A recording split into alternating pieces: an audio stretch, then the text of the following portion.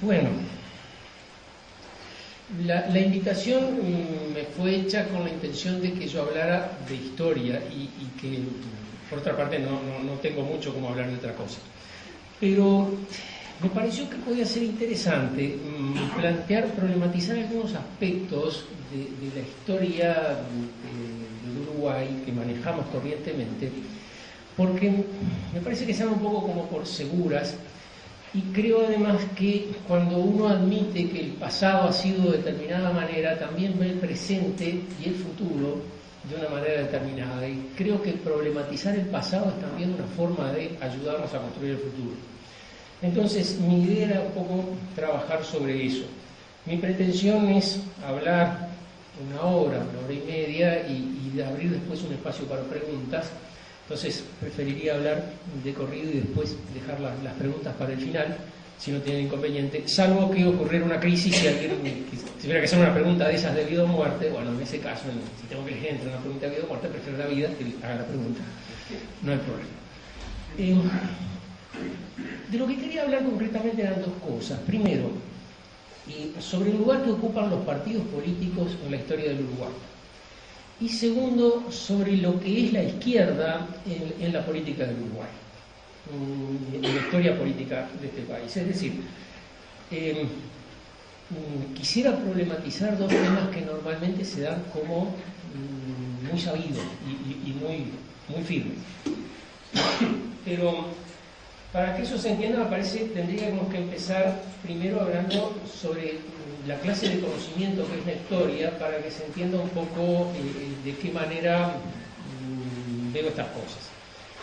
En principio, si bien es cierto que existe todo un mecanismo y una serie de técnicas y de pautas que hacen de la historia una forma de conocimiento verificable, transmisible, es decir, para decirlo de alguna manera sencilla, científico, nunca la historia es 100% científica. Es decir, nunca puede ser un tipo de conocimiento tan admitido como la ley de gravedad o alguna cosa por el estilo. En último término, siempre, digamos, los historiadores tenemos que encontrarnos con el mismo problema, y es que tratamos de reconstruir el pasado ya no existe, por medio de las experiencias que nosotros tenemos, son solo del presente. Y entonces, de alguna manera, tratamos de hacer inteligible el pasado a la luz del presente. El hecho de que en cada generación, digamos, se escriba una nueva historia del Uruguay es la consecuencia de esto, es decir, el presente cambia, y cuando el presente cambia, la visión del pasado va a cambiar, necesariamente. Y a mí me da la impresión que en algunos puntos, concretamente en estos, que les mencionaba, el tema de los partidos, el tema de la izquierda, para decir dos temas, el presente ha cambiado de tal manera que no nos reconocemos en ese pasado que estamos acostumbrados a ver. Y el hecho de no reconocernos no nos hace pensar que el pasado sea el equivocado, sino que nos hace pensar que los equivocados somos nosotros.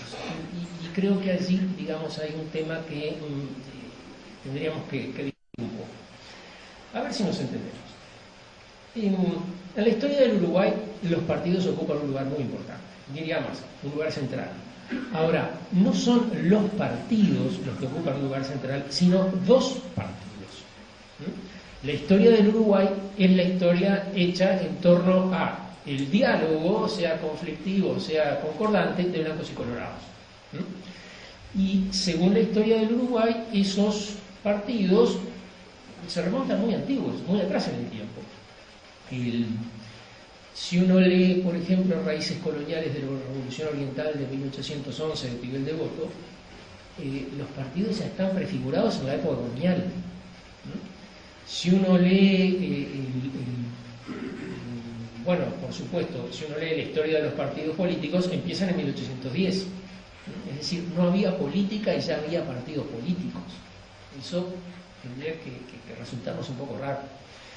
También tendría que resultarnos un poco raro lo siguiente: esos partidos se denominan a sí mismos de maneras distintas. Me refiero a lo siguiente. Siempre los conocimos como partidos tradicionales, pero desde que perdieron la mayoría se llaman partidos fundacionales.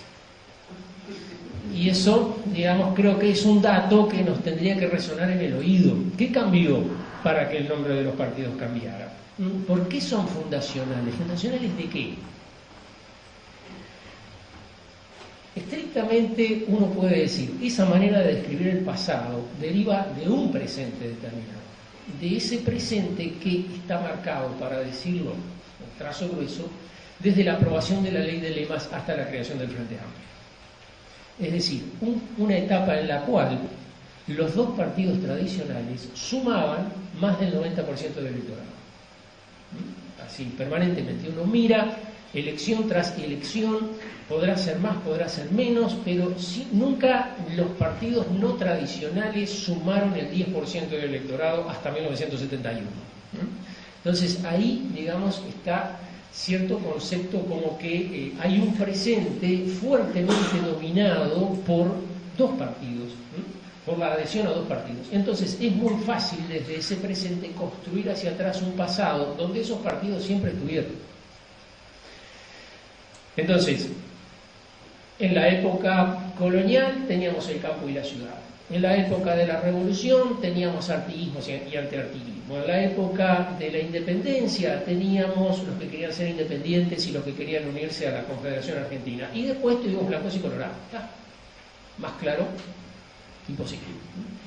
Esta construcción la propone Tibel de Botton en la historia de los partidos políticos en 1942. Y con el tiempo se transformó en dominante, muy dominante.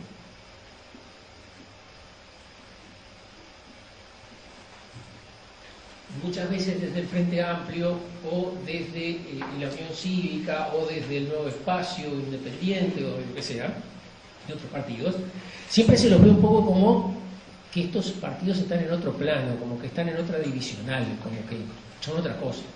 O por lo menos fueron otra cosa, aunque ya no lo sean. Es interesante ver que muchas veces, ya menos, pero hace un tiempo todavía era visible, que uno sentía esos discursos generados por dirigentes políticos de esos partidos, donde en realidad hablaban de la realidad política como una propiedad.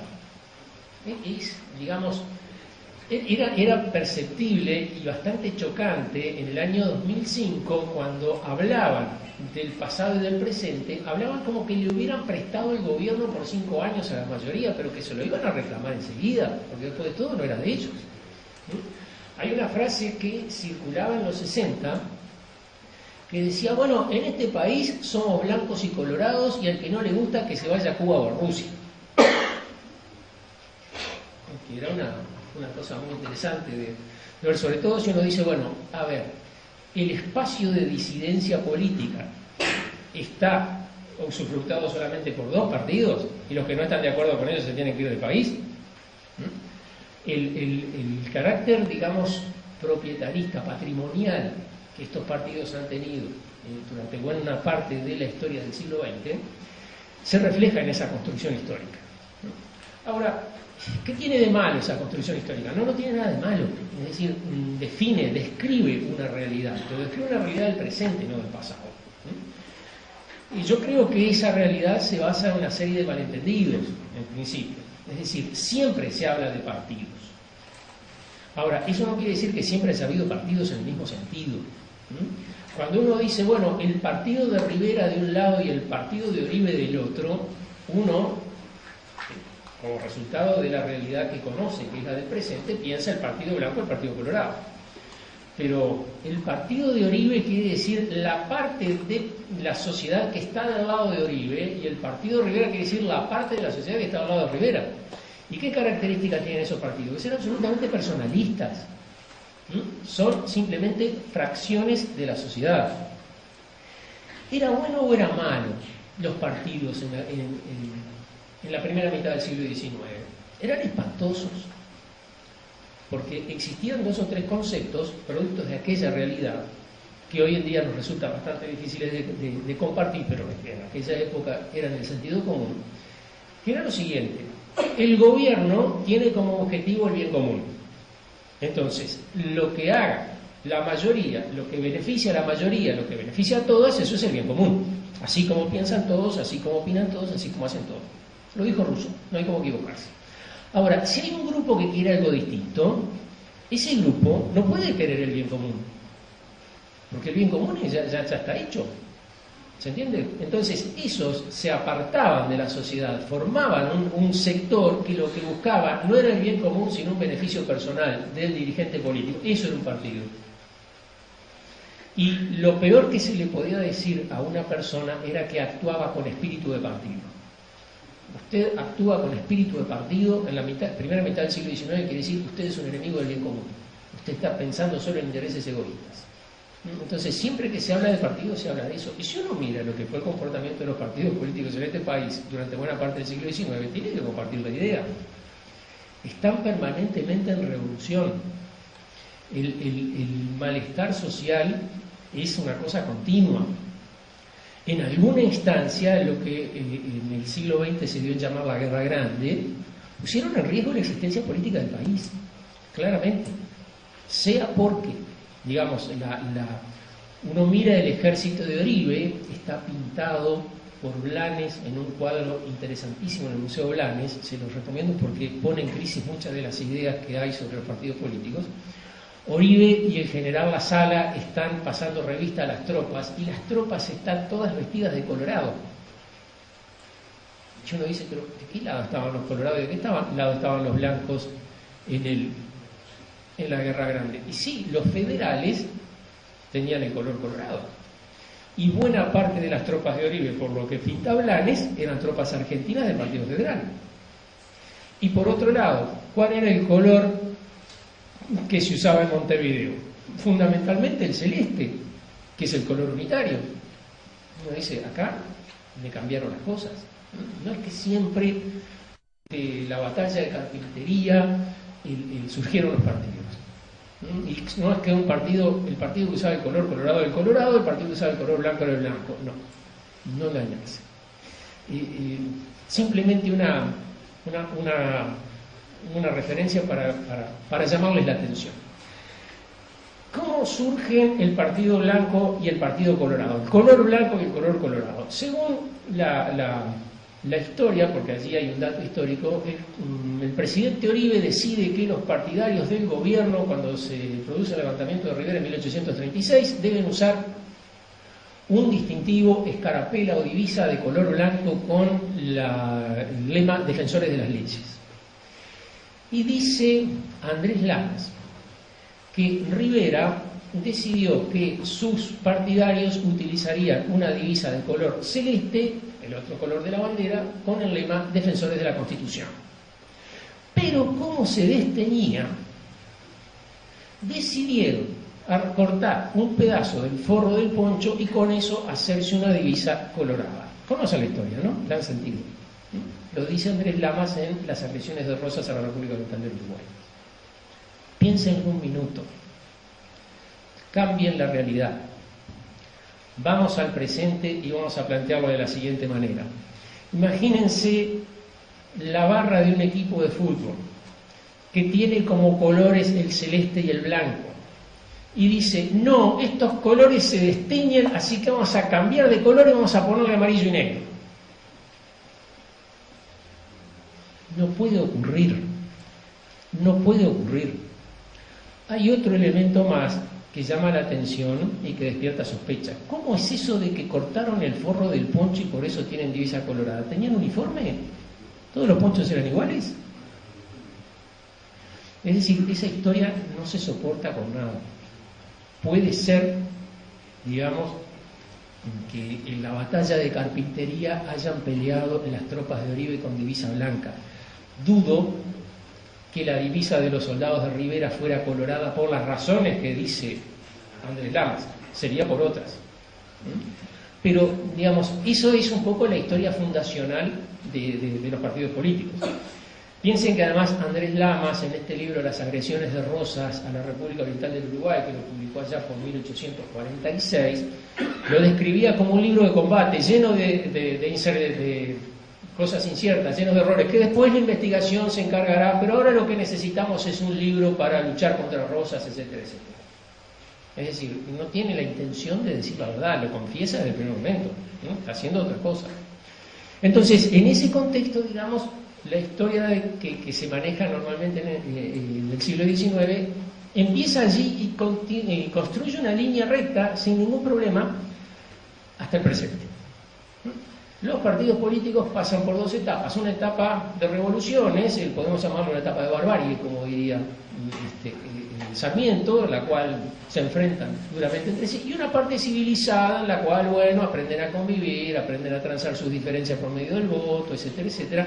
Y entonces, digamos, el pasaje de la civilización, de la barbarie a la civilización, se transforma un poco en la parábola, una metáfora del perfeccionamiento social de los uruguayos.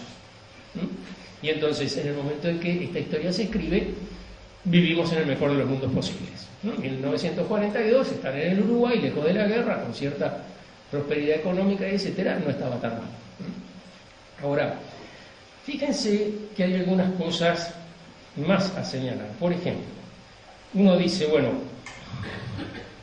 el Partido Colorado es el partido de Rivera, el Partido Blanco es el partido de Vigo, pero el Partido Colorado también se le llama el Partido de la Defensa, y el Partido Blanco también se le llama Partido Nacional.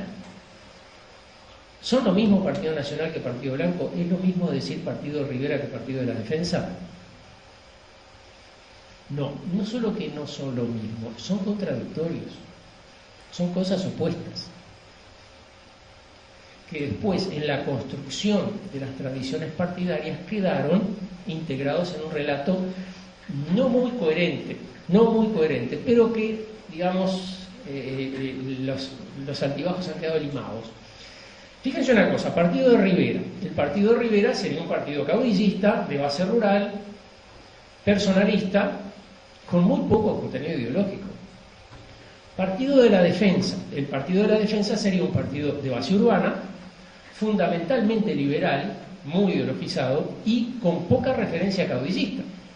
Más bien un partido, lo que podríamos llamar hoy, de ideas. Para que tengan idea, Valle y Ordóñez al Partido Colorado siempre le llamaba el Partido de la Defensa. Y hacía una parábola muy interesante entre la defensa de Montevideo y el reformismo vallista del principio del siglo, diciendo, bueno, así como durante el Sitio Grande el Partido Colorado fue el escudo de los débiles que vinieron a refugiarse a Montevideo perseguidos por la barbarie rosista, ahora, en 1912, el Partido Colorado es el escudo de los débiles, el obrero, la mujer, el niño. Es decir, justificaba el reformismo vinculándolo con aquel pasado. Por eso, cuando se produce una secesión dentro de su propio partido, Pedro Manini Ríos se separa y funda otra divergencia dentro del partido y le pone por nombre Partido Colorado General Rivera. Que además era doblemente provocativo el nombre, no solo porque Valle y Ordóñez no quería mencionar a Rivera y generalmente no lo mencionaba, sino porque el general Lorenzo Valle, el padre de Valle y Ordóñez, ministro de guerra del gobierno de la defensa, fue el que desterró a Rivera al Brasil en 1846. Es decir, si uno dice el Partido Colorado es el Partido de Rivera, el padre de Valle es un traidor al Partido Colorado.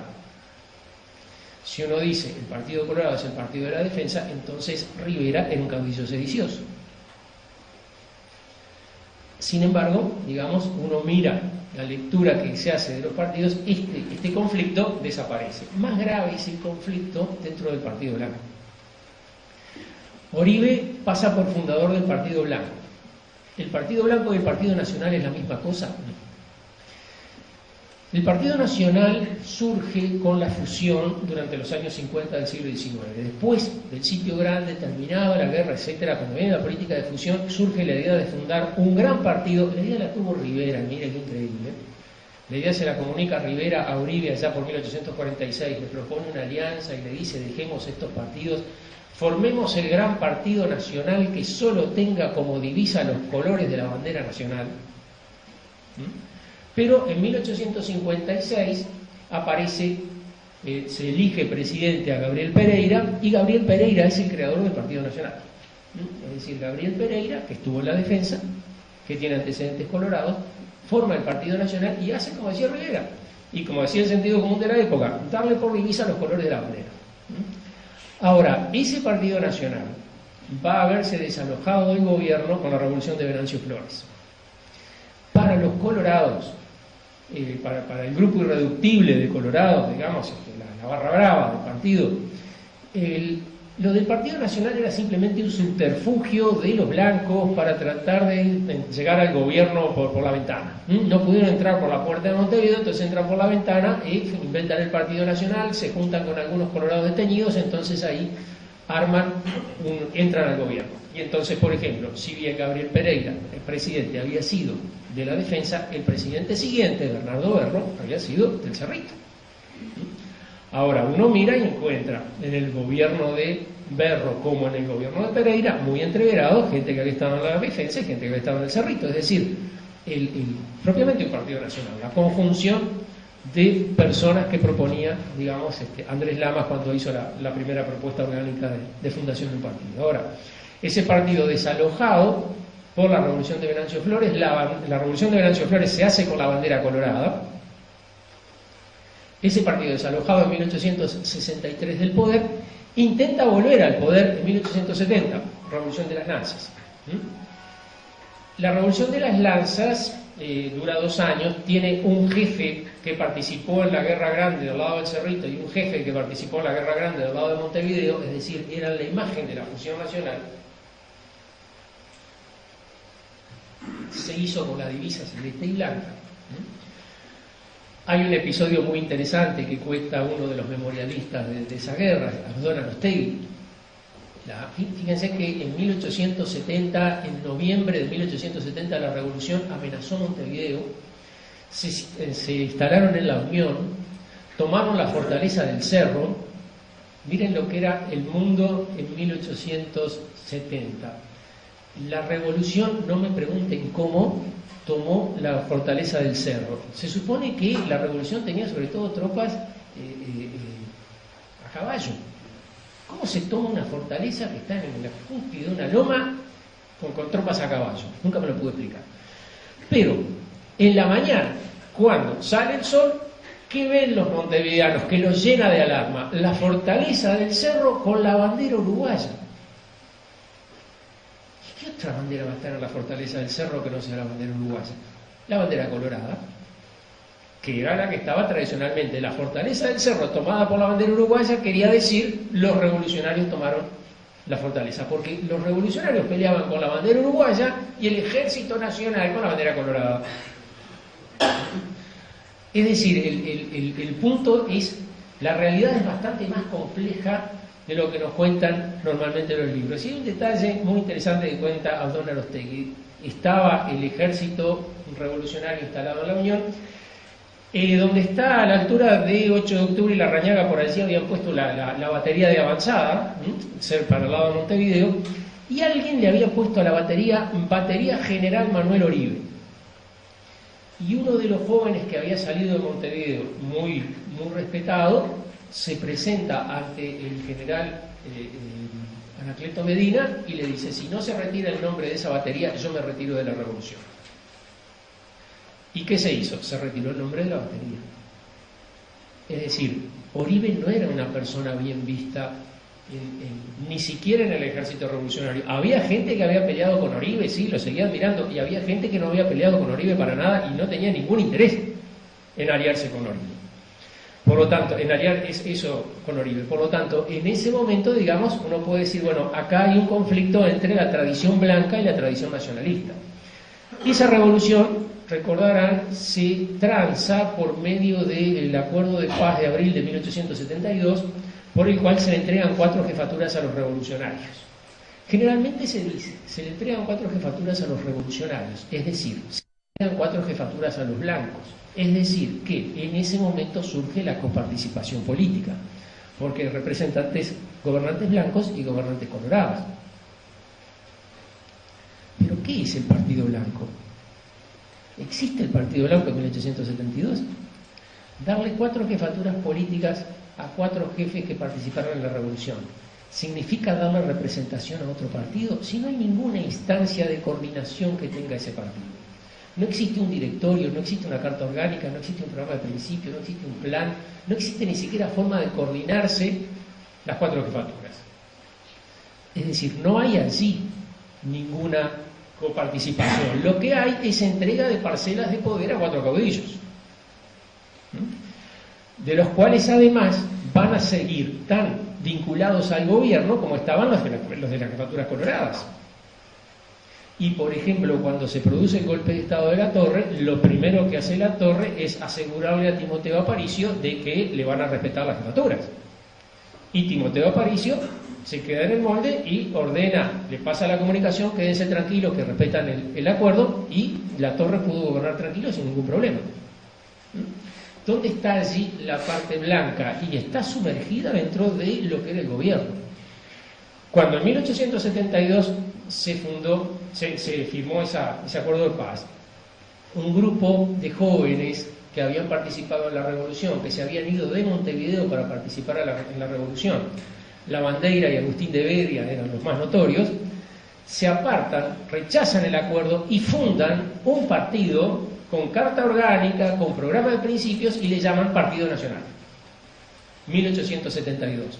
Y dicen, esta es la continuación del partido que fue desalojado del poder en 1863, etcétera, etcétera. Es decir, es un partido que se forma contra la parte caudillista del Partido Nacional.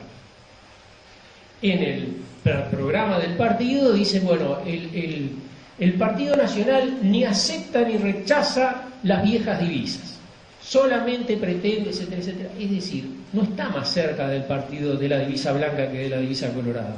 Simplemente le son indiferentes. Ese partido funda un club, el Club Nacional, que era una entidad muy poderosa en el Montevideo de la época, por mucho tiempo, un club al estilo inglés, ¿verdad? Allí donde los caballeros se reúnen a hablar de temas que les son comunes, en ese sentido, club político. Finalmente el lugar, el edificio donde se instaló el Club Nacional, que es ahora el directorio del Partido Nacional, ese fue su edificio propio. Pero desde 1872 existe el Partido Nacional y está en conflicto con los blancos. Por ejemplo, así como Timoteo Aparicio apoyó a Latorre, el Partido Nacional estuvo en contra de Latorre. Así como Timoteo Aparicio apoyó a Santos, el Partido Nacional estuvo en contra de Santos. Entonces, hay aquí una discrepancia bastante fuerte. Finalmente, el Partido Nacional y Partido Blanco terminarán uniéndose. Finalmente, el Partido Nacional terminará reconociendo a Uribe como su fundador, como dice una placa que está en la puerta del directorio, de la casa del directorio, ahí en la plaza. ¿Cuándo lo reconoce como fundador? En 1922. ¿Cuándo pone la placa en la puerta? ¿Cuándo se anima a mostrar públicamente la figura de Uribe? En 1942. Es decir, Uribe siguió siendo mala palabra por mucho tiempo. Al Partido Nacional le costó mucho asimilar a Uribe, con buenas razones. Es difícil asimilar, digamos, a un partido que se llama Nacional la figura de un caudillo que actuó durante buena parte de su actuación a las órdenes de un gobierno extranjero y se proclamaba presidente de la República. Cuando uno lo dice en esos términos queda bastante claro lo conflictiva que resulta la figura de Uribe para la historia nacional. ¿Cuáles son entonces estos elementos? En el siglo XX, Partido Nacional y Partido Blanco se terminaron uniendo. Y a veces uno escucha discursos y siente más el perfil nacionalista, más el perfil blanco. Cuando durante buena parte del siglo XX estuvo esa división entre herrerismo y nacionalismo independiente, uno reconocía en el nacionalismo independiente la continuidad del Partido Nacional y en el herrerismo la continuidad del Partido Blanco. Siendo que Herrera era hijo de uno de los fundadores del Partido Nacional, de Juan José de Herrera. Pero, sin embargo, digamos, Herrera Luis Alberto logró juntar esas dos cosas. Finalmente los dos sectores se unieron en 1958 y desde entonces, digamos, ha habido un solo Partido Nacional con sus discrepancias internas. Pero hoy mismo uno reconoce dos discursos distintos dentro del Partido Nacional, el discurso Larrañaga y el discurso Lacase. El discurso de Lacase es mucho más visceral, mucho más guerrero, mucho más opositor, y el discurso de Larrañaga mucho más dialoguista, mucho más consensualista, más, digamos, en una línea más Partido Nacional, más clásica. Dentro del Partido Colorado, digamos, durante mucho tiempo el Partido Colorado quedó, digamos, controlado por el vallismo. Y uno mira elecciones de 1950, 54, 58, el vallismo es prácticamente el 100% del Partido Colorado. Después, el vallismo empezó a perder peso dentro del Partido Colorado y no me llamó para nada la atención hace unos meses cuando Pedro Bordaberry decía: este es el partido de Rivera, hablando del Partido Colorado. Claro. Es decir, sigue una vieja tradición, es leal a una vieja tradición. No me lo imagino a Pedro Bordaberry reconociendo al Partido Colorado como partido de la defensa. No me imagino, va en contra de lo que sería su identidad política. Sin que vaya con esto una crítica, simplemente reconocer lo que es la identidad política, digamos, en qué línea, en qué tradición se inserta. Pero es visible todavía que existen dos tradiciones dentro del Partido Colorado, como es visible todavía que existen dos tradiciones dentro del Partido Nacional. Ahora, bueno, pero más allá del hecho de que sean conflictivos una cosa o la otra, son dos partidos, existen desde 1830 y pico, no, tampoco. Tengan presente que partidos y partidos políticos no son la misma cosa. Es decir, partidos es el grupo de la sociedad que sigue un determinado caudillo. Partido político es el grupo de personas que tienen un determinado programa. Instituciones, organización, y lleva adelante una línea que tiende a transformar eso en un programa. Es decir, un partido era el caudillo haciendo lo que quería. Un partido político es una estructura de contención que lleva a un montón de personas, de los cuales uno, por supuesto, es el que está a la cabeza, pero todos los demás lo acompañan, lo contienen, le sugieren, lo controlan, lo cuestionan, digamos, de tal manera que genera una organización distinta. El primer partido político que uno puede reconocer así en sentido moderno es la socialdemocracia alemana. Y la socialdemocracia alemana aparece en los años 70 del siglo XIX. Es decir, como 40 años después que los blancos y los colorados. Acá hay algo raro. En una de estos foros, encuentros, jornadas académicas, este tipo de cosas así, en la Facultad de Ciencias Sociales me invitaron, con la misma irresponsabilidad con que me invitó Quechichán, me invitaron a participar en una cosa de allí, y entonces se me ocurrió hablar sobre este tema, y hice una ponencia bastante, y al final era bastante irónica, con el título Los partidos más antiguos del mundo, hablando hasta qué punto podía decirse que el Partido Blanco y el Partido Colorado eran los partidos más antiguos del mundo. Bueno, es absurdo, no pueden haberlo sido. Y además uno los ve formarse. El directorio del Partido Nacional apareció en la década del 90 del siglo XIX. El Comité Ejecutivo Nacional del Partido Colorado apareció después de 1897. Entonces, ¿cómo se puede decir que existen antes? ¿Qué era ser colorado? ¿Qué era ser blanco antes de que exista una institución que te organice y te instale como integrante de ese partido? ¿Cómo puede ser uno colorado sin saberlo? ¿Cómo puede ser uno blanco sin darse cuenta? No es posible. El partido surge cuando surge como partido, no antes. Y lo que hay es una fuerte construcción de tradición que metió dentro de un relato común las infinitas líneas contradictorias que tenía el partido en su pasado. Porque en cada momento crítico de la historia del país uno siempre puede encontrar integrantes supuestamente de ese partido a un lado y al otro de la situación problemática.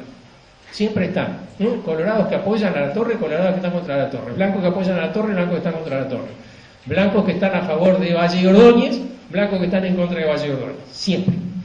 Colorados que están de un lado y del otro, siempre. Entonces, ¿qué es un partido en esas condiciones? ¿Qué significa? Son identidades políticas muy fuertes, son un resumen de tradiciones muy, muy importantes, pero no son lo que pretenden ser, no son los creadores del país, no son los creadores del Uruguay. Si uno recoge toda la documentación que surge del siglo XIX, hablando de los partidos, toda es muy crítica, toda es muy crítica. Los partidos eran vistos como el elemento que provocaba el disturbio en la nación. Ponía en peligro la existencia de la nación con sus permanentes luchas y buscando aliados en el extranjero. Un libro de historia tan notable como Los Anales Históricos de Eduardo Acevedo, 5 tomos, en ellos Eduardo Acevedo siempre habla mal de los partidos, tratándose de una persona que estaba integrada al Partido Colorado al final de su vida. Pero la imagen de Eduardo Acevedo era, bueno, los partidos han sido un mal necesario y esperemos que llegue el momento en que desaparezcan. Tendrían que desaparecer. Sin embargo, la historia posterior, la historia que presenta Pibel de Voto a partir de 1942, es la inversa. Los partidos hicieron el país. A todos aquellos que dicen que el partido es un error y tiene que desaparecer, eran gente equivocada. Y en cambio, los que dicen los partidos están bien, etcétera, etcétera, ellos eran los que estaban a la correcta. Partiendo de una afirmación absolutamente indemostrable, que todos aquellos que no opinan están incluidos dentro de alguno de los dos partidos. Que es lo contrario de lo que normalmente hacen los historiadores. Vamos a ver qué dicen los documentos. Bueno, ahí leemos los documentos al revés. ¿Qué no dicen los documentos? Claro, en 1942 todo el mundo pertenecía a alguno de esos dos partidos. Entonces, para la realidad de 1942 era perfectamente creíble que en 1885, todo el mundo fuera o blanco o colorado. Pero siendo que las personas que participan en las elecciones son pocos centenares, hay departamentos donde hay una sola mesa electoral, en todo el departamento. Y siendo que en las revoluciones también participan relativamente pocas personas, bueno, ¿en qué momento esos adherentes al partido manifiestan su adhesión? ¿Cómo puedo yo saber que efectivamente existe? No hay forma posible. ¿Qué posicionamiento político tenía la mayoría de la población en el siglo XIX? Ninguno. ¿Y es posible que la gente no tenga ningún posicionamiento político? Claro que sí, es lo normal en el mundo. Solamente en el Uruguay uno le pregunta a una persona, faltando 3 años para las elecciones, ¿qué vas a votar? Y la persona tiene una respuesta. Y no le dice que va a votar, le dice, soy de tal partido. Es decir, como es una identidad, no un gesto, no es meter el voto, todo la persona. Pero eso es un caso específico del Uruguay.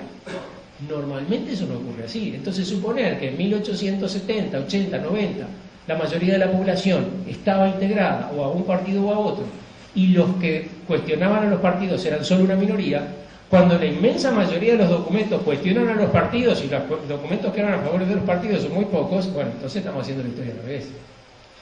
Y sobre todo estamos aceptando una conclusión que a mí me parece que es muy peligrosa y muy negativa, que es la idea de que existen dos partidos que tienen un derecho superior sobre el conjunto de la sociedad.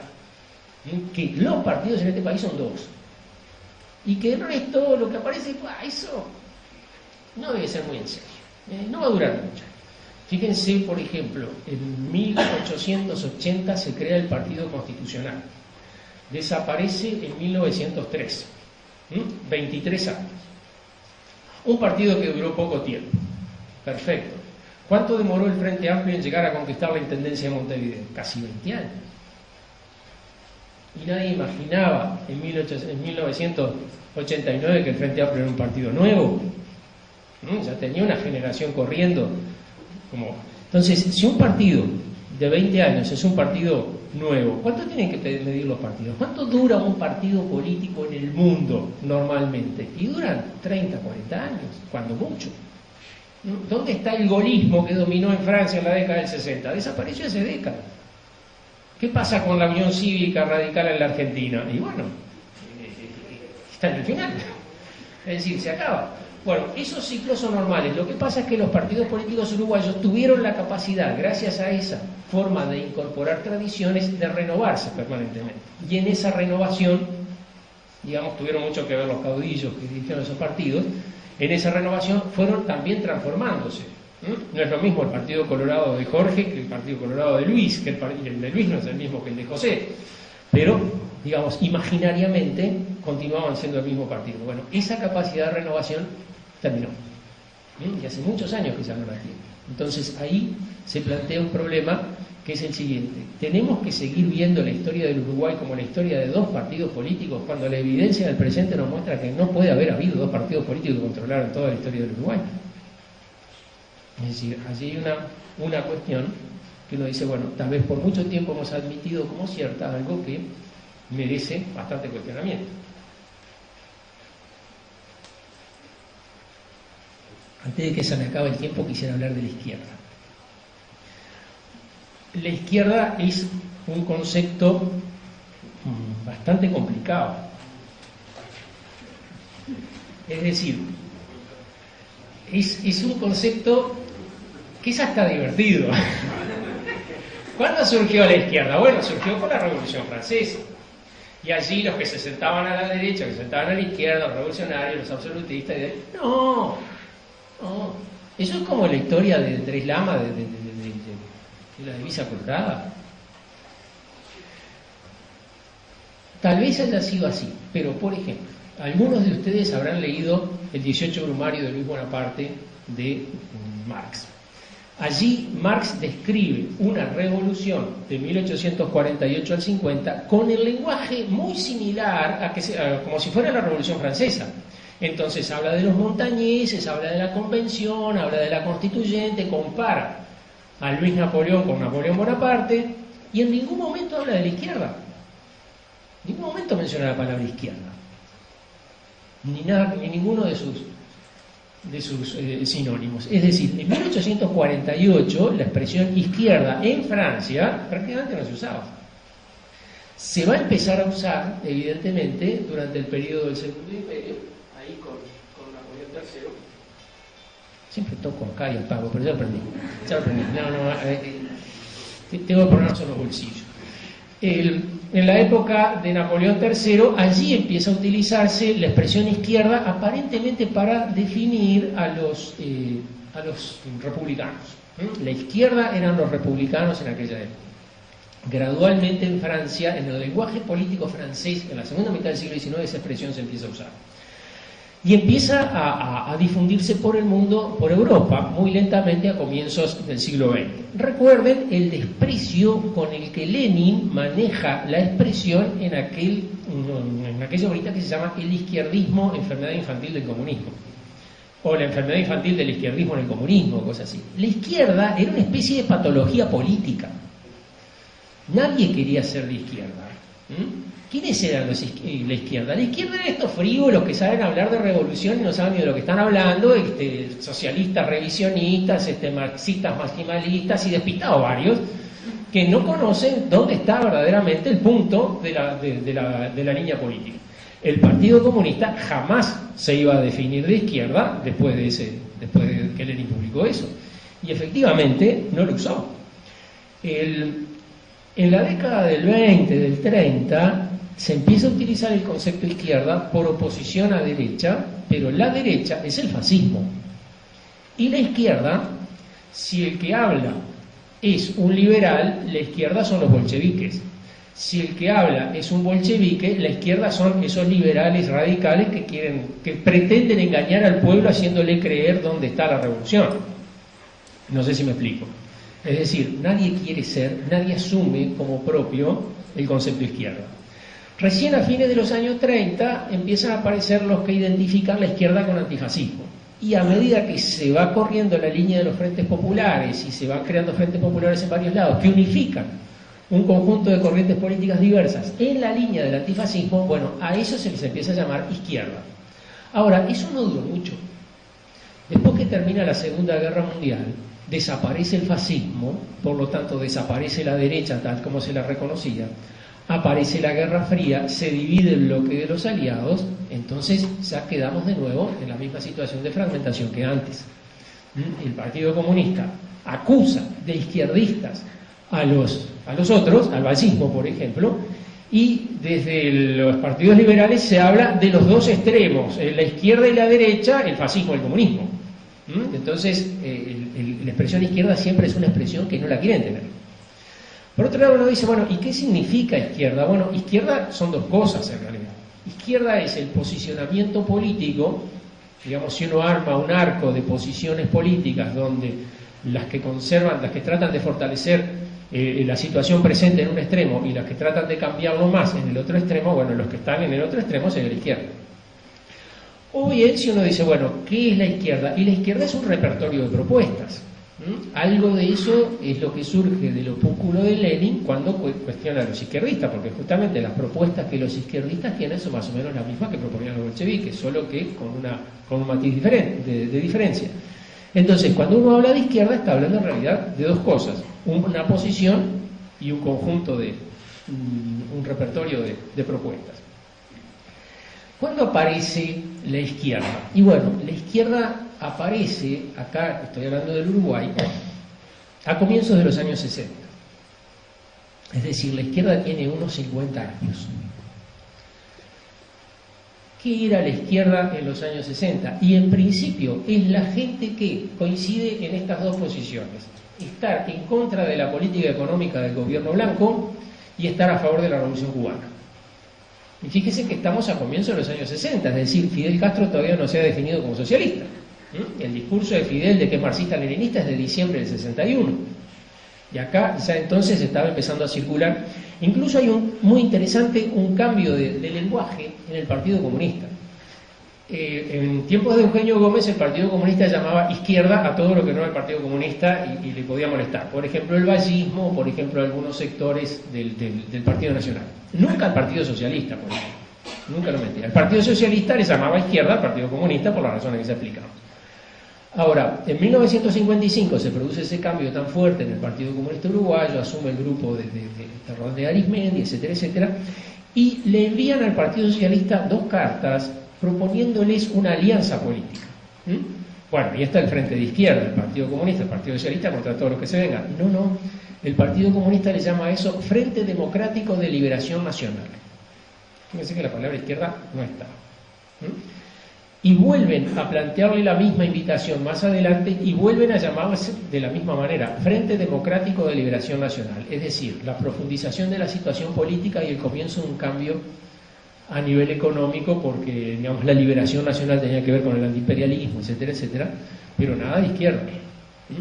Recién allá por el año 60, 61, mirando la colección de la revista Estudios, uno encuentra un artículo de Jaime Pérez donde habla de la necesidad de la unión de las izquierdas.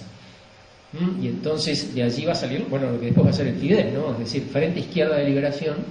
Fíjense que la palabra democrático salió y en cambio entró la palabra izquierda. Bueno, allí está la izquierda. En los años 60 la izquierda coincide, digamos, en ese carácter que es un posicionamiento político. Está en un lugar del arco, en un lugar extremo del arco, y por otro lado tiene un repertorio de propuestas. Un repertorio de propuestas que se va haciendo cada vez más compartible, más legítimo, más prestigioso. Tanto que al final digo 1971, prácticamente está en el discurso de todos los partidos políticos. ¿Quién propuso un proyecto de reforma agraria en el Parlamento, en el Uruguay, por última vez? Ferreira Aldunate en 1964. ¿Quién propuso un proyecto de nacionalización de la banca en el Parlamento uruguayo por última vez? Maneco Flores Mora en octubre del 70. Y Maneco Flores Mora no era comunista, jamás se integró al Frente Amplio. Entonces, ¿qué es lo que ocurre? Que muchas de las cosas, muchos de los contenidos políticos que nosotros identificamos con la izquierda, vamos a los años 60 y son comunes. Jorge Valle habla de que lo importante no es una reforma agraria, sino una reforma urbana. Pacheco Areco se jacta de ser el presidente que repartió más tierra y que confiscó más latifundios.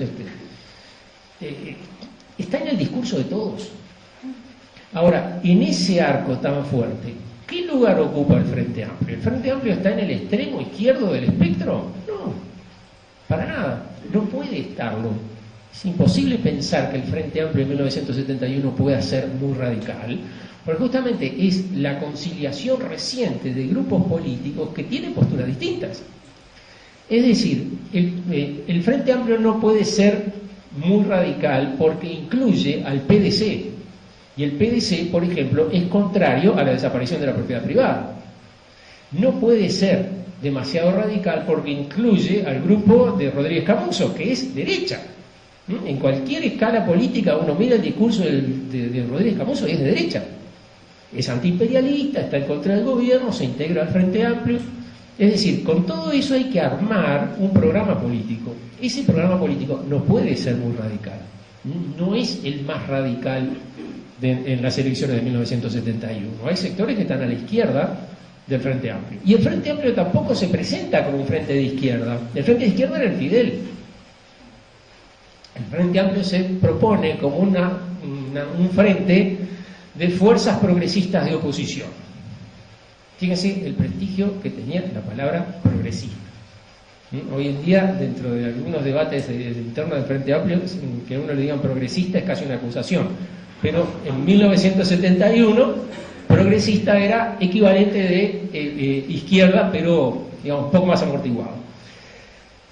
Y el Frente hace su campaña en 1971 y tiene un apoyo electoral muy importante y tiene un discurso muy similar al de Ferreira Aldunate, muy similar, con la ventaja para Ferreira Aldunate de que él puede decir: yo transformé esto en un proyecto de ley y ustedes solo hablan, con la ventaja para el Frente Amplio que le puede decir a Ferreira Aldunate: buena porquería el gobierno que vos integraste también. Pero eso, digamos, no cambiaba lo esencial. La idea de que el Frente Amplio era muy radical cuando surgió no es una idea que uno pueda ratificar mirando los documentos de la época. No pagar la deuda externa, ¿eso dice el Frente Amplio en 1971? No, dice impulsar una renegociación. La reforma agraria que propone el Frente Amplio es muy parecida a la que propone Ferreira Aldunate. Bueno, le hicieron los mismos técnicos. La de Ferreira Aldunate le hizo el equipo que estaba en la CIDE, y al del Frente Amplio le hizo el mismo equipo cuando estaba en el Frente Amplio. Recuerden que el secretario de la Comisión Agropecuaria de la CIDE se llamaba Daniel Astori, se sigue llamando igual. Entonces, no creo, digamos, ni que en 1964 haya hecho algo que contradecía sus convicciones, ni que en 1971 lo haya hecho. Habrá hecho más o menos la misma cosa. Entonces, la idea de un Frente Amplio muy izquierdista en 1971 no puede andar. El Frente Amplio desaparece, reaparece en 1984. Y allí, digamos, la línea del Frente Amplio la marca aquel discurso interesantísimo que dijo Sereñi en Frente el 10 de agosto del 84, cuando ya se había hecho la negociación del Club Naval, donde Sereñi hace aquella extraña plebiscito a grito pelado: ¿estamos de acuerdo o no con que los militares, que el Club Naval estuvo bien? Sí, gritaba la mayoría, los que gritaban no se oían, así quedó como ratificado. Pero en ese discurso Sereñi reconstruye el Frente Amplio juntando datos del Frente Amplio del 71 incorporándole datos nuevos. El hecho de que diga el discurso en el mismo lugar que lo dijo el 26 de marzo del 71 invoca los mismos símbolos que en el 71, dice: esa es la bandera que estuvo en el acto de 1971. Cuando termina el discurso dice: allí había una estatua de Artigas, le dirigió una invocación, es decir, está permanentemente hablando del discurso del 71 y está también reconstruyendo el frente. Ahora, si uno mira en 1984, la realidad ya no es la de 1971. Y si miran los años siguientes, va viendo que muchos de los referentes que eran clásicos para la izquierda de los 60 empiezan a desaparecer. Por ejemplo, la Unión Soviética. La Unión Soviética entre 1960 y 1971 era una referencia para la izquierda. Había gente que era de izquierda y estaba junto con la Unión Soviética, y esas eran sus posiciones, y gente que era de izquierda porque era más radical que la Unión Soviética. Ahora, en 1992 desaparece la Unión Soviética. ¿Dónde está la izquierda a partir de 1992? Entonces, allí lo que queda pendiente, digamos, es un replanteo profundo de toda esta situación. ¿La izquierda entonces qué es? Si la izquierda es un posicionamiento político, el Frente Amplio estaría en ese lugar, porque el Frente Amplio es el que tiene el discurso más radical en ese sentido. Si la izquierda es un repertorio de soluciones, entonces aquí tenemos que revisar las soluciones, revisar las propuestas, porque muchas de las propuestas terminan transformándose en identitarias, no en propuestas reales. No, yo quiero tal cosa porque yo soy de izquierda. Bueno, loco, está muy bien, si eso te deja tranquilo, bárbaro. Ahora, ¿eso que vos proponés es viable en el país de hoy? Yo quiero la reforma agraria porque yo me mantengo fiel a los principios fundacionales. Bárbaro, bien. Ahora, en el año 2011, vamos a revisar las reformas agrarias que se hicieron. ¿Cómo salieron? Porque se han hecho muchas años. ¿Cuáles son las reformas agrarias que funcionaron? ¿Cuáles las que no funcionaron? ¿Por qué no funcionaron las que no funcionaron? Porque miren que en los años 60 la reforma agraria era el pase a la utopía. Uno lograba concretar una reforma agraria y a partir de allí empezaron a resolverse todos los problemas políticos y sociales. Los países que hicieron una reforma agraria resolvieron todos los problemas económicos y sociales, y a su vez la reforma agraria que hicieron ¿no les generó otros? Bueno, sí a todo. Es decir, cambiaron los problemas económicos y sociales, resolvieron algunos y aparecieron otros nuevos. La reforma agraria, digamos, no es una cosa que resuelva todos los problemas. Entonces, ese repertorio de soluciones de 1971, hoy uno las mira y dice, bueno, pero ¿cuántas de estas hoy son realmente posibles? ¿Y cuántas de estas efectivamente lograrían el efecto que uno quería que lograra en el año 71? ¿Cómo se hace, digamos, un replanteo de la situación, dejando de lado la pelea por el uso de la palabra izquierda? La palabra izquierda tiene prestigio. Entonces, reclamarse como de izquierda es lo contrario de lo que era hace 60 años. Hace 60 años nadie se llamaba de izquierda. Ahora, ser de izquierda da prestigio. Hace 60 años, ser progresista estaba bien. Ahora está horrible. Hace 60 años, definirse como socialdemócrata era poco menos el AMPA de la política. Hoy en día, definirse como socialdemócrata uno queda como un tipo... claro, casi se parece a Sanguinetti, que se definía como socialdemócrata en la primera presidencia. No quiero insultar a nadie, que se, por favor... Ahora, es decir, todo eso tiene que replantear, digamos, las cosas de nuevo. El mundo cambió, el mundo es otro. No es lo mismo ahora que antes. Y bueno, ya estamos sobre el final y no quería seguir más con esto. Puedo seguir, me divierte mucho. No vine aquí a divertirme, tampoco vine a sufrir, pero espero que ustedes tampoco sufran. Pero ese tipo de conceptos que nos resultan identitarios, los partidos fundacionales, la izquierda, la clase media. Hay que hacer un gobierno que beneficie a la clase media.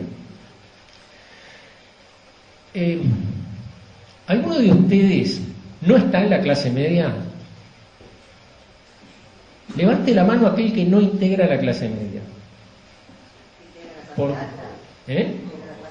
Yo no sé, que no integre la clase media, que vaya a la clase que quiera, pero que no sea la clase media. Nadie ha levantado la mano. No, yo estoy en la clase baja. Allá hay una persona de la clase baja. No debes decir tú de alta o baja, no sé los parámetros con los que No, yo no tengo ningún parámetro, simplemente cómo te identificas tú.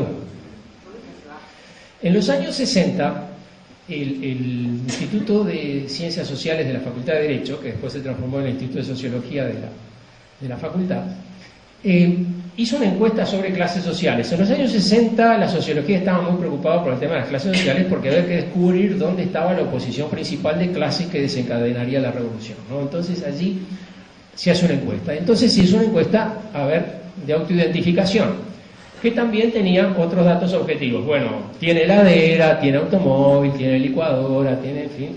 Y después le presentaba una escalerita de 8 escalones, creo, 9 escalones. Decía, bueno, aquí usted, ¿dónde se ubicaría? Todo el mundo se ubicaba entre el escalón 4 y el escalón 7. Todo el mundo. Hacían la encuesta en Carrasco, hacían la encuesta allá en la cuenca de Casaballe, todos se ponían allí. Y no crea que en Carrasco se ponía más bien por el lugar 7 y que en la cuenca del Casaballe por el lugar 4. No, para nada. Había gente que en la cuenca del Casaballe estaba más en la clase media que la gente que estaba en Carrasco. ¿Qué nos indica eso? Eso nos indica que la clase media es la identidad uruguaya.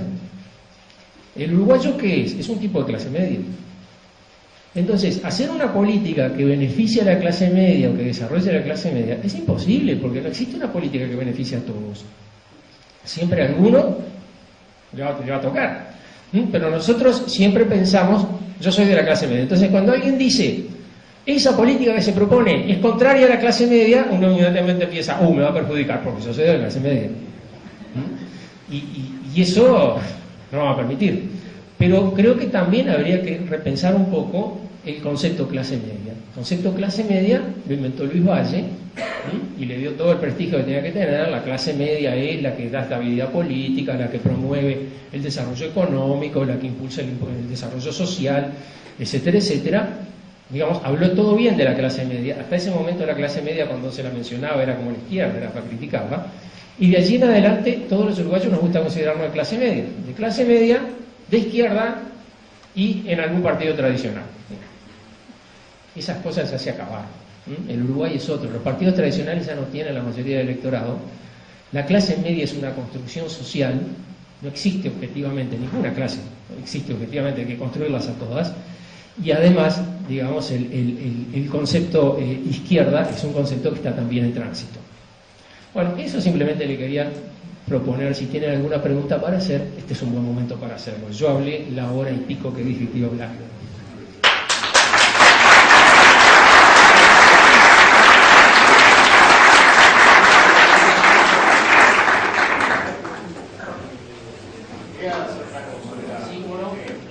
¿Qué rol jugaron los sindicatos en un país que tuvo en su momento textiles, con industria frigorífica, con industria de cuero, ¿qué rol jugaban los sindicatos? Bien, a ver, cuando uno centra una historia en dos partidos políticos, desaparece todo lo demás. Exacto, eso. ¿Sí? Ahí está. Entonces uno dice, bueno, ¿qué rol jugaron los sindicatos? ¿Qué rol jugaron los sectores sociales menos grandes? ¿Qué rol jugaron los otros partidos políticos? ¿Qué rol jugaron segmentos sociales como la mujer, como las minorías étnicas, los inmigrantes? Nada de eso existe. Ahora, contestando directamente a tu pregunta, yo creo que en realidad la historia de este país la construye la gente corriente, con sus actividades corrientes, dentro de las cuales están los sindicatos. Los sindicatos tienen una historia complicada. En principio, digamos, se identifica a los sindicatos con posiciones políticas determinadas, anarquistas, comunistas, socialistas. Bueno, no necesariamente fue así. Es decir, incluso uno puede pensar, bueno, hasta qué punto, por ejemplo, los anarquistas efectivamente eran representantes de los intereses de los obreros y hasta qué punto eran más bien agentes de un proyecto político.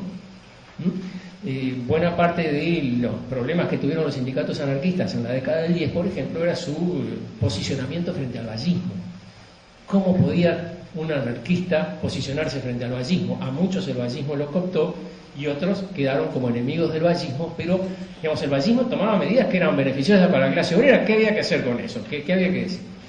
Después, en los años siguientes, los sindicatos tuvieron altas y bajas. Es decir, uno puede decir, bueno, los sindicatos empiezan a tener fuerza a partir de los años 40 del siglo XX, y en buena medida como consecuencia de un fenómeno que nosotros vimos a partir del 2005, cómo se reproducía, que es el fenómeno de las convocatorias a los consejos de salarios. Es decir, en buena medida la ley de consejos de salarios es una ley que genera sindicatos y promueve agremiación.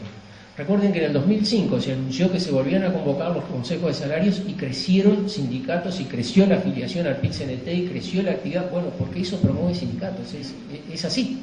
Entonces, a partir de allí aparecen sindicatos. Sindicatos además que tienen un formato, con perdón de la expresión, bastante fascista, en el sentido siguiente. Fíjate que surgió en el 42, ¿no? Todavía estaba el gobierno de Valdomir en su formato anterior, 43. Pero tiene, digamos, la idea de que en el sindicato participan todos los obreros. Entonces, para elegir el delegado del Consejo de Salarios tienen que votar todos los obreros. Y después ese delegado viene, los reúne y les explica a todos y todo. Entonces, el hecho, digamos, la afiliación al sindicato no es espontánea al final. Vos te afiliás al sindicato y a la vez estás votando al delegado del Consejo de Salarios. No sé si me explico. Las dos cosas están muy vinculadas. Están muy directamente vinculadas. Entonces, digamos, no sé si estuvo en la intención de la ley promover los sindicatos, pero de hecho lo hizo. Ahora, en los años 50, 40-50, las relaciones entre los sindicatos son muy, muy duras. Incluso, digamos, hay conflictos sindicales con muertos. Cuando uno dice, en la época del Uruguay vallista, en la época de Luis Valle, el Uruguay era distinto. Sí, era distinto. Por lo pronto, los mismos problemas que había ahora, había entonces, pero además en la vida sindical se mataban. Había conflictos, había enfrentamientos entre... había sindicatos distintos en la misma empresa, por ejemplo, podía ocurrir. Entonces allí había choques muy fuertes, que paulatinamente fueron evolucionando en el sentido de la unidad. Y allí, digamos, hay una política muy fuerte del Partido Comunista y hay también una política muy... un cambio de línea de los sindicatos anarquistas, que no querían saber de nada con eso, pero gradualmente se fueron incorporando, también de los sindicatos donde predominaban los socialistas, etcétera, y toda esa movilización de los años 60 que tiene, digamos, una base muy fuerte sindical. De allí sale la CNT. Y la CNT es un interesante experimento de coexistencia de sectores comunistas con no comunistas. Es decir, ¿qué va a pasar si se forma un sindicato, una central sindical, donde estén los comunistas? Respuesta: los comunistas te van a querer comer vivo. ¿Y de dónde sacaste eso? Y es la experiencia. Uno lo mira y así pasó con la UGT, así pasó con los... Bueno, los comunistas están dispuestos a demostrar que ellos entran lealmente a una... Y entonces aceptan, por ejemplo, que el presidente de la central no sea comunista, que un vicepresidente sea comunista, que cualquier sindicato tenga derecho de veto, votando simplemente en contra, veta la resolución, cosa que además fueron aceptadas por todos porque les daban garantías a todos. Bueno, vos mirás esto y decís, bueno, pero este es el Frente Amplio, porque justamente la importancia que tiene la central sindical, si uno lo mira políticamente, es cómo sirvió como de escuela para la formación del Frente Amplio. Fue, digamos, el banco de prueba. Ahora, si uno mira otra cosa, la CNT se funda entre 1964 y 1966. La convención originaria es la del 64, en el 62 se aprueban los estatutos. En el 65 se reúne el Congreso del Pueblo, y el Congreso del Pueblo elabora un plan de soluciones a la crisis. Y entonces uno dice, bueno, un sindicato centralizado con un plan de soluciones a la crisis ya no es un movimiento sindical, es un partido político. Entonces, digamos, el movimiento sindical en buena medida se aproxima, digamos, a lo que sería un partido político. Tiene ya por esencia, digamos, esa característica. Y además, cuando se forma el Frente Amplio, la base del programa del Frente Amplio es ese plan de soluciones a la crisis, como había sido la base del programa del Fidel, también. Es decir, si uno dice, y yo lo decía hace un rato, las soluciones de izquierda empiezan a tener prestigio en la sociedad, en buena medida se deben a eso. Es decir, al fenómeno de unificación sindical y el carácter, digamos, que el movimiento sindical le da a toda esa movida. No sé si con eso contesté tu pregunta. Gracias.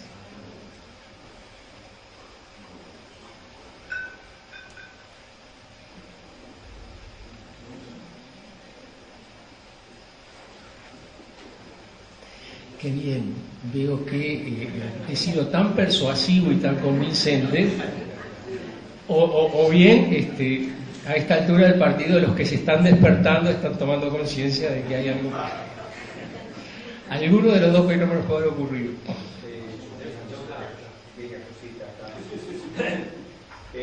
Primero, agradecer y felicitarte de todo corazón. Y queda demostrado algo que tú has escrito en tu trabajo, en este libro de la lucha por el pasado, que es la importancia que tiene en la lucha política, en la lucha ideológica, la memoria histórica, la recuperación de la verdad histórica. Y creo que eso no siempre lo manejamos bien en el Frente Amplio, y como bien dice Carlos, los dueños de la historia y los dueños del pasado y el carácter fundacional se lo autoasignan estos partidos, y nosotros dejamos un flanco al no hablar de historia y de los temas de la historia. Y vaya que si tenemos historia, padre de historia. Esto me parece importantísimo porque, por otra parte, con el mayor respeto, hay otra forma de mirar la historia que se ha denominado partidocéntrica y que prácticamente hace de la conjunción de los dos partidos, que dejan de ser bélicos y beligerantes y pasan a ser la coparticipación y la complementariedad del 20 para adelante, de la década del 20 para adelante, del siglo XX, pasan a ser como la matriz de donde surge la nacionalidad. Y todo esto tiene un trasfondo que, en definitiva, no acarrea nada de agua para fundamentar la viabilidad histórica y la legitimidad de la existencia del Frente Amplio. O sea, es lo que decía Carlos, estos son unos muchachos que aparecieron ahora, pero es en términos de medicina una patología, una anomalía, o en términos de la sociología famosa de Parsons, una disfuncionalidad, algo que hay que corregir como un mecanismo que se desvió y después lo tenemos que alcanzar. En algún momento va a pasar, se les va a pasar, o no sé qué. Digo, y esto es importantísimo. y efectivamente además cuando en la época en que nosotros entramos a este asunto del baile de la izquierda, el baile del Frente Amplio, corría el año 59. Y en el año 59, militar en el Cerro era sinónimo de partido que había carnereado para embarcar carne para los aliados, contrariando la Federación de la Carne que estaba en huelga con la Unión Salarial. Y remontar aquello de que los comunistas eran carneros y qué sé yo, era terrible.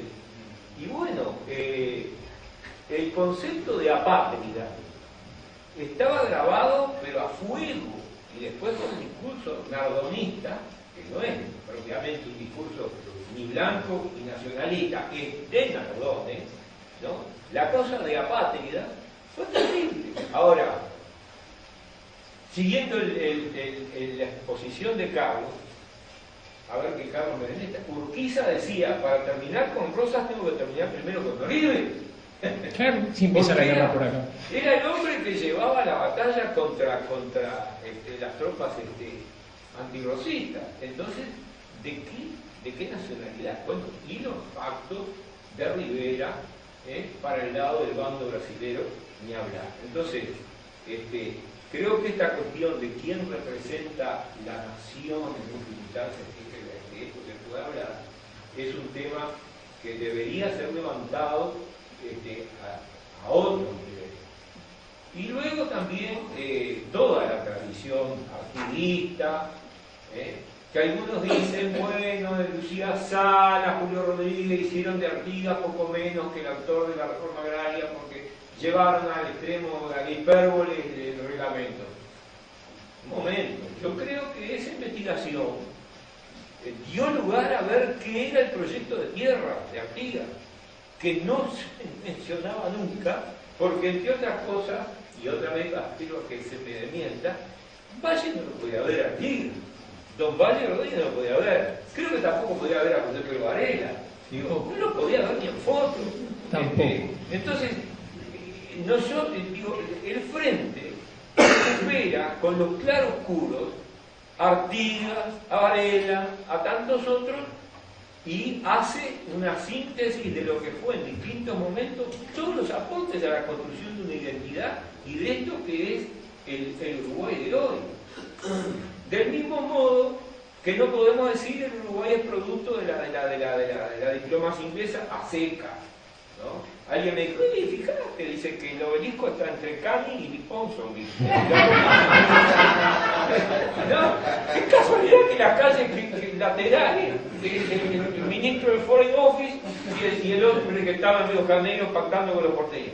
Sí, pero no es tan sencillo, porque si no salimos de la idea de que somos un accidente diplomático y la autodenigración y la pérdida de autoestima nos lleva a mirarnos como el paisito, este país, no, nuestro país, que con toda la vicisitud. Entonces yo creo que para redondear, felicito de todo corazón a Carlos y digo, por favor, no quiero monopolizar, pregunte, porque esto hay que incorporarlo ahora, ya, cuando hay gente que está diciendo que violamos la Constitución y tantas otras exageraciones y es abrupto realmente. Retomando un poco las cosas que tú decís, sí, efectivamente Valle Ordóñez odiaba a Artigas porque lo consideraba el fundador del Partido Federal, es decir, Artigas era el generador de rosas, y odiaba a Varela porque Varela había colaborado con una dictadura terrible y le parecía espantoso que a los niños se les enseñara, se pusiera como ejemplo esa traición cívica como era Varela, es decir, esos tres Josés que nosotros juntamos en la historia no se juntaban para nada. Fíjense que en 1911, centenario de la Batalla de las Piedras, exactamente 100 años, Valle Ordóñez era presidente. Yo no logré encontrar que se registrara la presencia de Valle Ordóñez en ninguno de los actos que se realizaron en 1911. Que se inauguró el Monumento de las Piedras, que se hicieron una serie de conferencias acá en Montevideo, que hubo un acto muy importante en el Teatro Solís. El presidente de la República no parece haber estado en ninguno, porque justamente su rechazo a Artigas era radical. Dos cositas respecto a esto. Primero, el tema de la nación que tú decís. El tema de la nación dentro del Frente Amplio me parece que tiene un problema muy serio y es como que un carácter culposo. Es decir, caramba, si hablamos mucho de la nación, nos transformamos en nacionalistas y el nacionalismo es muy malo. Entonces uno dice, bueno, Uruguay, el presidente de la República del Uruguay tomó una decisión y eso trajo como consecuencia que el Uruguay debió enfrentar un juicio internacional. Y eso es terrible, eso muestra el absurdo, nos enfrentamos con hermanos, etcétera, etcétera. Ahora, es exactamente lo mismo que hizo la Philip Morris. ¿Qué pensamos con la Philip Morris? ¿Tiene razón la Philip Morris? Fue una decisión en consulta de Tabaré que promovió que ahora la Philip Morris, y es espantoso que tengamos que ir a resolverlo a un tribunal internacional. Es decir, ¿por qué vemos de una manera distinta el conflicto de las papeleras y el conflicto de la Philip Morris? Cuando estrictamente tienen un formato muy parecido. No quiere decir con esto que tengamos que tomar partido, quiere decir que aceptemos que en este tema la ideología nunca está ajena y siempre va a participar. Y aunque uno crea, digamos, que no es, que decir no, Tabaré estuvo mal con el tema de las papeleras, eso no es nacionalismo. No, eso es nacionalismo igual que cualquier otra cosa. Y donde quiero verlos es en el momento que Uruguay hace un gol. A ver quién tuvo pena cuando el pelado Cáceres metió el gol en el último sudamericano. ¿Quién pensó en la patria grande allí, en el federalismo, en Artigas? Es decir, allí está la nación. Está en toda nuestra acción. No vamos a pensar, no, si nosotros decimos que Tabaré tuvo razón, somos nacionalistas. No, de repente tuvo razón. Y de repente no tuvo razón, pero procedió bien, yo qué sé. Pero en concreto, digamos, démonos la chance de aceptar que somos tan nacionalistas como cualquiera. Que de hecho lo somos, no hay nadie que no lo sea. Segunda cosa, y con esto termino, lo que tú decías de los conceptos académicos. Sí, es impresionante cómo después de la dictadura apareció, pero así, un racimo de conceptos que todos apuntaban a lo mismo. La partidocracia, la sociedad amortiguadora, el país de cercanías, el país hiperintegrado. Es decir, todo apuntaba en la misma dirección. Acá hay un país que se entiende a sí mismo, que es el país que transa, negocia, y una fuerza disruptiva que siempre que interviene para meter la pata, hace las cosas mal. Acá la partidocracia, que si ese era el acuerdo entre blancos y colorados, en la partidocracia Sereñi no entraba. Y la sociedad amortiguadora, que si es la amortiguación de los conflictos políticos entre blancos y colorados. Y el resto no entraba, no encontraba lugar. Todo esto tiene que ver, digamos, son herramientas conceptuales que son interesantes, son muy útiles, permiten analizar la realidad, pero también permite, y terminando un poco con lo que tú decías, que cuando uno dice, bueno, esta sociedad siempre resolvió los problemas por medio de transacciones, la sociedad amortiguadora. Bien. Y así, por ejemplo, salimos de la dictadura gracias a una transacción. Bien. Y así entonces también la ley de caducidad es una... No me quieras meter una cosa con otra. No. Esa no te la llevo. Porque en definitiva está allí. Si uno dice, bueno, en este país siempre hubo dos partidos que supieron negociar sus diferencias, entonces ¿por qué se produjo la dictadura? Por el que no supo negociar sus diferencias. Y en el libro de Sanguinetti está expresamente dicho. Ahora, si dos partidos controlaron la historia de este país durante 100 y pico de años, si todo lo que en este país ocurrió desde 1836 en adelante se debe a uno o a otro o a los dos partidos, ¿cómo es posible que de la dictadura no tengan responsabilidad? ¿Cómo uno puede pensar que justo en ese momento los partidos dejaron de gobernar? Y en cambio, para recuperar la democracia sí estuvieron de nuevo prontos. Es decir, hay ahí una estructura ideológica muy fuerte que además tenemos bastante integrada, pero insisto en la necesidad de que la miremos críticamente. Nunca existe el esquema que sea neutral. Y saber dónde está el sesgo de cada esquema es un dato importante para posicionarse con él. Y a veces me da la impresión, y a mí, y me hago cargo de esto porque a mí también me pasa, que reproducimos demasiado ingenuamente discursos que nos son fuertemente contrarios. Y que creo que tendríamos que estar un poco más alertas respecto de eso. Se me ocurre.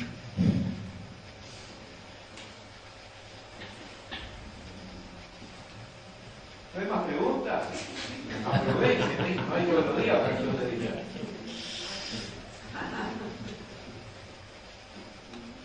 Lo tendremos que invitar otra vez.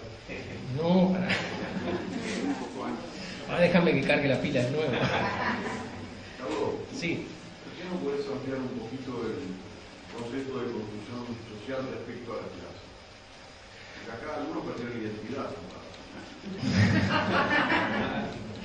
No, admitimos que todos somos de clase media, ahí estamos bárbaros. A ver, la sociedad, la realidad social es muy variada y es muy confusa, y no hay dos situaciones iguales en la sociedad, pero tampoco uno puede creer que el margen de situaciones sea tan diferente como para incluir a todas las personas. Es decir, necesariamente tiene que haber agrupamientos. Ahora, por ejemplo, para que tengan idea, Valle y Ordóñez no aceptaba la existencia de clases sociales. Valle y Ordóñez miraba a los individuos, no a las clases sociales. El concepto de lucha de clases para Valle y Ordóñez era imposible, porque las clases sociales no existían. Y cuando, por ejemplo, dentro del vallismo había mucha gente que provenía del anarquismo y de sectores marxistas, de repente allá en la Convención Colorada del Royal alguien decía, no, porque los burgueses son unos explotadores. Valle y Ordóñez paraba la mano y decía, no, hay hombres buenos en todos lados. Habrá burgueses buenos y habrá burgueses explotadores. Si uno mira con concepto de lucha de clases la política vallista, se encuentra con una gran confusión, porque en algunos conflictos Valle está a favor de los obreros y en otros está en contra. Uno dice, bueno, pero no es que Valle está a favor de los obreros, no, Valle tiene como principio el concepto de justicia. ¿Se acuerdan aquella frase, justicia para todos, para nosotros, nuestros adversarios, etcétera, etcétera? Bueno, la justicia es lo que está. La justicia es un concepto filosófico muy elaborado, no es, digamos así, una cosa de instinto, es demasiado compleja, no me voy a meter ahora. Se enseñaba en la Facultad de Derecho, por eso la mayoría de los abogados colorados, vallistas, pasaron por allí. Ahora, la construcción de una clase social es una tarea que no se da espontáneamente. El hecho de que, por ejemplo, se haga un discurso que unifique los asalariados, todos dentro de un mismo grupo social, dentro de una misma entidad, dentro de una central sindical, y defina 3 o 4 líneas de acción que son comunes para todos los asalariados, bueno, eso contribuye a construir una clase social. Ahora, hay que hacerlo.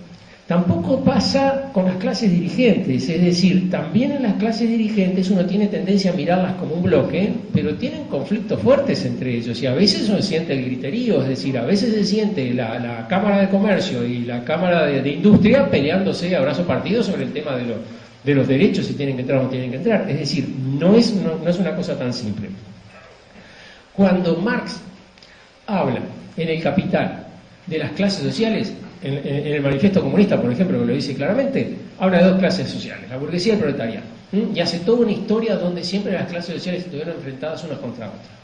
Pero vuelvo al 18 Brumario de Luis Bonaparte, cuando tiene que describir una sociedad concreta, Marx habla de 9 clases sociales, incluyendo una que solo menciona ahí, que es el lumpenproletariado. ¿En qué parte del Manifiesto Comunista mencionó el lumpenproletariado? En ninguna. Es decir, en la realidad concreta, cuando hay que analizar una realidad, bueno, allí la simplificación de 2 clases se te complica, y allí empiezas a encontrar una diversidad muy grande. Y esa diversidad es lo que uno tiene que tomar en cuenta en el momento de querer analizar la realidad. No la sociedad como debería ser, sino la sociedad como efectivamente es. Si querés operar sobre una sociedad, bueno, mírala como es. Y esa es la parte complicada.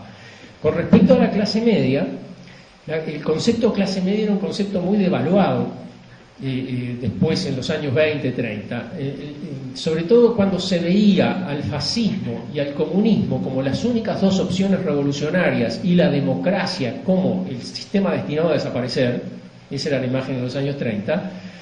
La clase media era la que estaba allí, que no era ni una cosa ni la otra. Clase media era esa que no era ni chicha ni limonada, que estaba ahí, y que incluso, digamos, surgió la expresión la mesocracia. La mesocracia hoy lo identificamos como poder de la clase media, pero en su origen quería decir poder de los mediocres, que no es el mismo concepto. Y allí, digamos, el concepto de clase media jugaba un poco como igual que el concepto de izquierda, es decir, la clase media eran los otros, izquierda nunca somos nosotros. Ahora, cuando Luis Valleverres es presidente de la República, allí se dan dos factores. Primero, empieza como la construcción mundial de la clase media, se empieza a ver como que la clase media, empiezan a aparecer estudios sobre la clase media, que hasta ese momento se la veía como la clase ociosa, Thorsten Veblen, toda esa gente, bueno, empieza a verse como la clase media como un elemento estabilizador de la sociedad. Y Luis Valle lo agarra al vuelo y lo utiliza permanentemente. La clase media es lo mejor que tiene la sociedad. Pero a la vez Perón también lo está usando en la Argentina, Getúlio Vargas lo está usando en Brasil, Ibáñez lo está usando en Chile. Y uno dice, bueno, ¿pero qué tienen en común estas cuatro sociedades para que se puedan decir todas que son de clase media? No, tienen de común un dirigente que, digamos, estructuraba verbalmente, organizaba la sociedad de esa manera. Ahora, si uno mira y dice, bueno, la clase media, concretamente, ¿qué es? Bueno, no responde a ningún indicador objetivo. Y si uno va al indicador subjetivo, a decir, bueno, ¿cómo se considera cada uno? Bueno, todos somos de clase media. Entonces, ¿en qué medida, digamos, no habría también que trabajar un poco en el sentido de desmitificar la clase media y construir un poco la idea? Fíjense además una cosa, yo creía que la clase media había desaparecido. Yo creía que no que la gente hubiera desaparecido, sino que, digamos, el traje de clase media había quedado colgado en el desván de la historia, ya en algún ropero, porque durante la época de la dictadura y durante los gobiernos siguientes de la clase media ni se habló. ¿Cuándo resurge la clase media? Cuando apareció el IRPF. Y ahí descubrimos que era contrario a la clase media. Es decir, en ese caso el tema de la clase media fue una construcción verbal polémica para contrarrestar una medida política. Ahora, es muy fuerte, es muy difícil argumentar contra la clase media. Es muy difícil decir, bueno, la clase media no es tan importante. Vamos a dejar de lado a la clase media. Nuestro partido, pará, decís eso, se te bata la gente que está sentada escuchándote, se pierde. Entonces, digamos, trabajar sobre el concepto de clase media, elaborarlo un poquito más, creo que sería interesante para saber, bueno, a qué queremos referirnos cuando hablamos de clase media y sobre todo aclarar bien a qué no queremos referirnos, qué cosa no lo es. Una clase social que integre a todos los habitantes de un país o al 95% de los habitantes de un país, no, eso no es una clase social, no puede ser, no puede existir eso. Pero si hay un país donde el 95% de la población se dice pertenecer a esa clase social, entonces es un aspecto identitario de esa sociedad y no un aspecto real. Es un poco eso, no sé si esto responde a tu pregunta, pero sí es claro, digamos, que cuando uno opera sobre una realidad, también opera verbalmente sobre la realidad. Y cuando uno describe algo, a la vez que lo describe, lo está creando.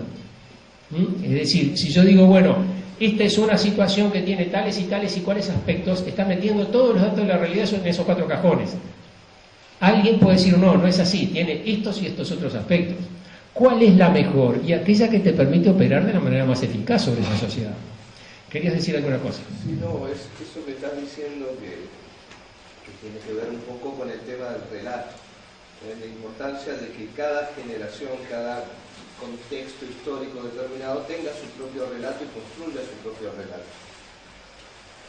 Y pensaba, mientras hablabas, de que la clase media de alguna manera es una construcción de un relato, ¿sí?, que representa el ideal de lo que todos debemos ser dentro de una democracia representativa, donde todos tengamos acceso a determinados servicios, que podamos consumir determinados productos, que podamos gozar de determinados beneficios. Entonces todos somos clase media. Creo que es un ideal más que una constatación, y que forma parte del relato de la sociedad actual de los años 50 para acá. Sí, es real. Lo que tú decís es lo que, digamos, yo me refería cuando uno dice identitario. Es decir, que los uruguayos nos reconocemos de clase media no quiere decir que tengamos determinado nivel de ingreso o que tengamos determinada forma de vida. Quiere decir que apuntamos al medio. Es decir, ni ser tan arrogantes como algunos, ni ser tan bajoneados. Simplemente estar en esa especie de medianía, tener lo suficiente, vivir con lo justo, perfil bajo, nada de andar sacando demasiado. Es decir, una manera como los uruguayos nos vemos a nosotros mismos y que por supuesto también es como nos ven. Yo creo que viene por ese lado. Es decir, nosotros somos humildes, somos modestos, no somos arrogantes, no somos como, y ahí empieza la comparación. No quiero decir como quién es porque queda feo, pero veo que todos pensaron en algún modelo antagónico. Claro, que eso es la construcción identitaria. La clase media funciona allí, no funciona en la vida social corriente. No tendría que funcionar.